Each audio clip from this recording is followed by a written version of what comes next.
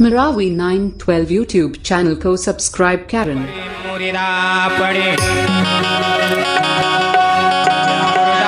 देख देख रोवै सारी कबीला कायाला प्यार छोड़ी जाए रे। हरे कटन मास के खुरा पाटी रही बिजना की खटोली खटोली के ऊपर मचोली मचोली के ऊपर मुर्दा पड़े। हरे मुर्दा के देख रोए सारी कबीला कायाला प्राण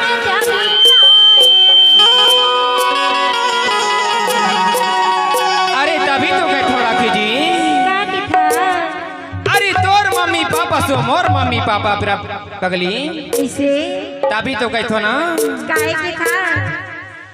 अरे यातन के कछु गुमान नहीं है संगवारी। सही बात है। अरे यातन कच्चा भी जाते यातन पक्का भी हो। सही बात है। तभी तो कहतो ना काहे के था छवि जी काहे नहीं। और खटंगबाज के पूरा पार्टी रही बजना के खाटोली के ऊपर माच होली के ऊपर गुरेदा पड़े। दादा देख देख रोवे सारी कबीला यारा प्यार छोड़ी जाए रे।